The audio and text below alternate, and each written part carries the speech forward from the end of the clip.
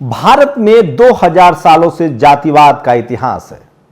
जाति के आधार पर लोगों को बांटा गया, लेकिन 2000 सालों से जाति के खिलाफ लड़ाई भी चल रही है। मैं थोड़ा सा फ्लैशबैक में ले जाऊंगा, उसके बाद मूल बात पर आऊंगा। तथागत बुद्ध जातिवाद के खिलाफ लड़ रहे थे। उसके बाद तब इस्लाम भी नहीं था, तब सिखिज्म भी नहीं था।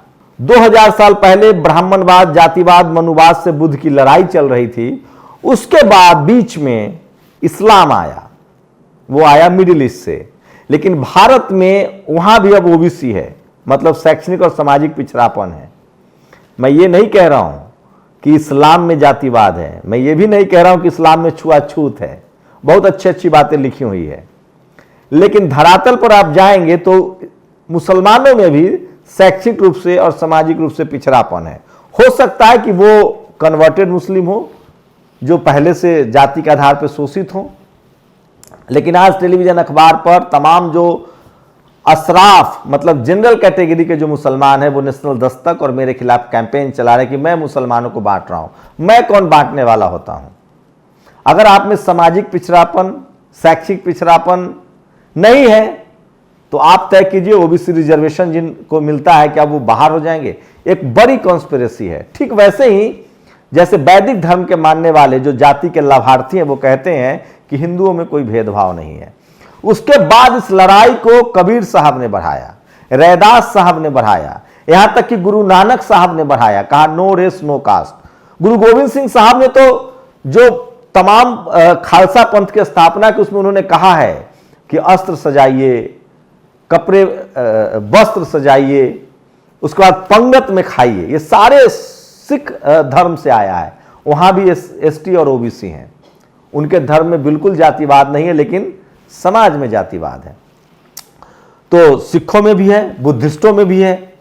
तो ये देश जातियों में बटा हुआ था। इसके खिलाफ तमाम लोगों ने लड़ाइयां लड़ी।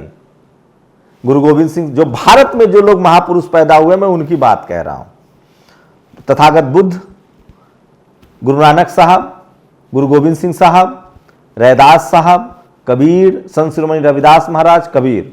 उसके बाद आइए पोस्ट मॉडर्नाइजेशन में डॉक्टर अंबेडकर, फूले, पेरियार, अयंकली, न जाने कितने नाम हैं जो मैं लेना चाहूं तो भी मैं, संत गाडगे, तमाम बहुजन समाज के लोग। लेकिन ऐतिहासिक रूप से साहू जी महाराज, शिवाजी महाराज, संभाजी महाराज, पेरियार, फूले, अंबेडकर, ये तमाम बड़े लोग हैं जिन्होंने जातिवाद के खिलाफ लड़ाई लड़ी।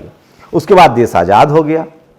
देश लगभग हजारों जातियों में बटा हुआ था। आंकड़ा खासकर शेड्यूल ओबीसी की जो जातियां, उनकी कहा जाता है कि 3200 के करीब जातियां थी। हर धर्म में जातियां थी।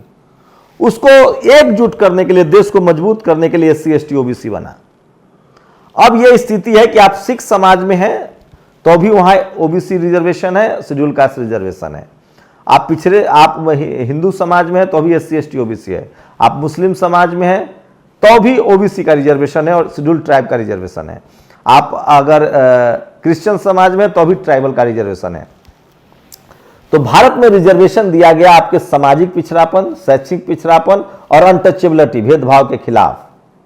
और इसका नतीजा हुआ कि इसमें लोग जगे हैं। लेकिन सवाल वही है कि आज भी कुछ लोग नहीं चाहते हैं कि जो एससी एसटी ओबीसी हैं उनको अधिकार मिले।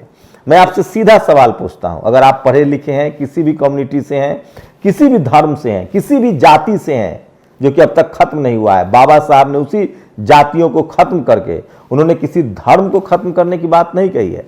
संविधान में प्रावधान है कि आपका धर्म सुरक्षित है, आप अपने धर्म को मान सकते हैं, अपने आस्था को मान सकते हैं, कोई आपके धार्मिक ठेस नहीं पहुंचा सकता है, किसी को अधिकार भी नहीं है संवैधानिक रूप से।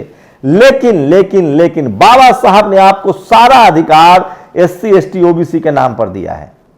आप सिख समुदाय से हो सकते हैं, क्रिश्चियन समुदाय से हो सकते हैं, मुस्लिम समुदाय से हो सकते हैं, बुद्धिस्ट हो सकते हैं, वैदिक हिंदू हो सकते हैं, सनातनी हो सकते हैं, हिंदू हो सकते हैं, क्रिश्चियन हो सकते हैं। लेकिन इन तमाम धर्म के लोग जो शैक्षिक रूप से, सामाजिक रूप से और जिनके साथ अनटचेबल जैसा व्यवहार हुआ, उन सबको बाबा साहब ने जातियों को खत्म किया और एससी एसटी ओबीसी और जनरल का दर्जा दिया। उसके बाद इस दर्जे से क्या होगा? इस दर्जे से आपको पढ़ने लिखने में सहूलियत मिलेगी, स्कूल कॉलेज में दाखिला मिलेगा, नौकरी मिलेगी, बैंक में लोन का भी अलग से प्रावधान होता है। यहां तक कि भारत के कॉन्स्टिट्यूशन में प्रावधान है, संविधानिक प्रावधान है दाखिले का, नौकरियों का। यहां तक कि बजट में आपके लिए अलग से सब प्लान पैसा आता है एससी एसटी ओबीसी के लिए। आयोग बने हुए हैं, एससी आयोग, एसटी आयोग, ओबीसी आयोग। तो ये तमाम तरह के आयोग हैं। आप महिला हो सकते हैं, पुरुष हो सकते हैं। तो आपका जो संवैधानिक अधिकार है वो एससी एसटी ओबीसी के नाम से सुरक्षित है और इससे करोड़ों लोगों का जीवन बदला है जिनको जातियों के नाम पर प्रताड़ित किया गया था, चाहे वो किसी धर्म में हो। मैं फिर कह रहा हूं, यह संविधान आपके धर्म के खिलाफ नहीं है।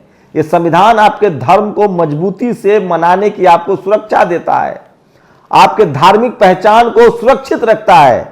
लेकिन संविधान आपको जातिवाद से लड़ने की प्रेरणा देता है और कहता है कि आप एससी एसटी ओबीसी हैं, अगर आपके साथ सामाजिक पिछड़ापन है, शैक्षिक पिछड़ापन है तो आप ओबीसी हैं। अगर आपके साथ अनटचेबिलिटी है, छुआछूत हुआ है तो शेड्यूल ट्राइब है, शेड्यूल कास्ट है। तो आपके संवैधानिक अधिकार इसमें सुरक्षित है। अब इससे फायदा क्या होगा? आप एसपी, डीएम, कलेक्टर, सीएम, यहां तक कि एससी एसटी के लिए पॉलिटिकल रिजर्वेशन भी है। अगर आप शेड्यूल ट्राइब है, शेड्यूल कास्ट है तो आपको पॉलिटिकल रिजर्वेशन भी है, एमएलए, एमपी। अब तो ओबीसी के लोगों को पंचायत स्तर पे आरक्षण मिल रहा है ताकि वो सबल हो, समझदार हो। इसलिए किसी चपेट में मत आइए, किसी के बहकावे में मत आइए। अगर आप बेहतर जिंदगी चाहते हैं, अपना सारा अधिकार चाहते हैं, तो धर्म आपका निजी मसला है। आपको ये सारे अधिकार संवैधानिक तरीके से एससी एसटी ओबीसी आप पता कीजिए कि आपकी कैटेगरी क्या है। और ये जातिवाद नहीं है, ये जाति के नाम पर आरक्षण नहीं है। ये जाति के नाम पर जो शोषण हुआ था उसको खत्म करने के लिए संवैधानिक अधिकार है। एससी जातियों का समूह है जो जातियों में तोड़ा गया था, एसटी जातियों का समूह है जिसको जातियों में तोड़ा गया था, ओबीसी जातियों का समूह है जिसको जातियों में 3000 जातियों में बांटा गया था। अब तो इकोनॉमिक वीकर सेक्शन, जो जनरल कैटेगरी के लोग थे, उनमें भी जो गरीब लोग हैं उनको भी 10% रिजर्वेशन दिया गया है। तो जो जनरल कैटेगरी के गरीब लोग हैं वो भी इकोनॉमिक वीकर सेक्शन का आरक्षण समझिए और उसमें आप आरक्षण लीजिए। जो लोग, चाहे वो पटेल समुदाय के हों, चाहे वो मराठा समुदाय के हो, चाहे वो सवर्ण मुस्लिम हो, चाहे वो सवर्ण हिंदू हो, चाहे वो सवर्ण क्रिश्चियन हो, चाहे वो सवर्ण सिख समाज के लोग हों, आपका कोई भी धर्म हो, आप किसी भी कम्युनिटी से हो, आपके लिए इकोनॉमिक वीकर सेक्शन का प्रावधान किया गया। अगर आपके समाज, आप गरीब हैं आर्थिक रूप से, तो 10% रिजर्वेशन का संवैधानिक प्रावधान किया गया है, संसद से पास हुआ है। तो मैं आपको आपके संवैधानिक अधिकारों के लिए जागरूक करता हूं। धर्म आपका विवेक है, आपका निजी मसला है। आप किसी भी धर्म को मान सकते हैं, आप उसका अध्ययन कर सकते हैं। मान लीजिए मैं आज किसी धर्म में हूं, कल मैं किसी और धर्म से प्रभावित हो जाऊं, मैं उस धर्म में भी जा सकता हूं, लेकिन मेरी कैटेगरी नहीं बदल सकती है। अगर मैं बुद्धिस्ट हो गया और मैं हिंदू हूं तो कैटेगरी नहीं बदलेगी। हाँ, एक तरीका है, अगर आप हिंदू हैं और अगर आप इस्लाम अपनाते हैं तो आपको आरक्षण का लाभ नहीं मिलता है। यह भी एक संवैधानिक बाधा है। तो कुछ नियम कायदे हैं, मैं रोज एक एपिसोड लाऊंगा, लेकिन एक बात तय है कि आपका जो अधिकार है पढ़ने लिखने का, नौकरी का, संपत्ति का, आपके लिए स्पेशल जो सब प्लान का पैसा है वो आपको एससी एसटी ओबीसी से ही मिलेगा। ये आपका संवैधानिक अधिकार है और इसका चयन किस आधार पे हुआ है? आपके साथ अगर सामाजिक रूप से पिछड़े हैं, शैक्षिक रूप से पिछड़े हैं तो आप ओबीसी कैटेगरी में हैं। अगर आपके साथ अनटचेबिलिटी हुआ है तो आप शेड्यूल कास्ट हैं, शेड्यूल ट्राइब हैं। अगर आप सवर्ण समाज से, आपके साथ जातिवाद नहीं हुआ है, आपके साथ शैक्षिक रूप से पिछड़े नहीं है, सामाजिक रूप से भी आपके साथ भेदभाव नहीं हुआ है, सामाजिक और शैक्षिक भी पिछड़े नहीं है, लेकिन आप गरीब हैं तो इकोनॉमिक वीकर सेक्शन मिलेगा आपको। यह संवैधानिक टर्म है, ये आपको कोई नहीं बताएगा। तो जब भी आपके लोग, समूह के लोग आए, हाँ, इन चारों एससी एसटी ओबीसी का जो सबसे ज्यादा विरोध करते हैं वो लोग करते हैं जो कल तक अनरिजर्व कैटेगरी में थे। उनको लगता था कि उनका कलेक्टर, एसपी, डीएम, सीएम जिस तरह से उन्होंने जाति के नाम पर वर्चस्व बनाया और वो वर्चस्व को कायम रखना चाहते हैं, जबकि एक बड़ी विडंबना देखिए, हर धर्म के लोग कहते हैं कि हमारे यहां छुआछूत जातिवाद नहीं है। यह अच्छी बात है। गुरु नानक साहब के विचार, रैदास के विचार, कबीर के विचार, फूले के विचार, बुद्ध के विचार, ये सब का प्रचलन होना चाहिए। गुरु गोविंद सिंह साहब के विचारों को पढ़िए और जातिवाद खत्म होना चाहिए। और जिस जाति के नाम पर इस देश में शोषण हुआ या शोषण चल रहा है वो रुकना चाहिए। मैं एक बात जाते जाते कहूंगा कि अब जो जातिवाद है वो शहरों में है और पावर सेंटर्स में है, और जातिवाद को समझने के लिए कम से कम आपको ऊंचे लेवल की पढ़ाई करनी पड़ेगी, तभी जातिवाद के जाल से आप निकल पाएंगे। अगर आप SC ST OBC हैं या रिजर्व कैटेगरी के भी गरीब हैं तो ये वीडियो आपके लिए लाभकारी होगा। आपके सारे संवैधानिक अधिकार, SP DM collector CM PM नेता MLA MP doctor engineer business, सबका अधिकार आपके संविधान में है। अगर आप जनरल कैटेगरी में हैं, गरीब हैं, तो आप पता कीजिए कि आपकी कैटेगरी क्या है संवैधानिक रूप से। अगर आप जनरल कैटेगरी में हैं, गरीब हैं, तो इकोनॉमिक वीकर सेक्शन में 10% रिजर्वेशन है, वो आप ले सकते हैं, चाहे वो दाखिला हो चाहे नौकरी हो। अगर आप OBC में हैं तो भी आपको 27% रिजर्वेशन है सेंट्रल पैनल में। स्टेट में थोड़ा थोड़ा वेरी करता है। अगर आप शेड्यूल कास्ट हैं तो भी रिजर्वेशन है सेंट्रल पैनल में। आप शेड्यूल ट्राइब है तो अपनी कम्युनिटी का पता कीजिए कि आप SC हैं, ST हैं, OBC हैं या इकोनॉमिक वीकर सेक्शन कैटेगरी में आते हैं। इसके लिए आपको कुछ सर्टिफिकेट बनवाने होते हैं। अगर आप इकोनॉमिक वीकर सेक्शन में हैं, आय प्रमाण पत्र, इनकम सर्टिफिकेट बनवाना पड़ेगा। अगर आप ST हैं, OBC हैं और अगर आप SC हैं तो आपको कास्ट सर्टिफिकेट उसको बोलते हैं, वो बनवाना पड़ेगा और आप संवैधानिक लाभ ले सकते हैं।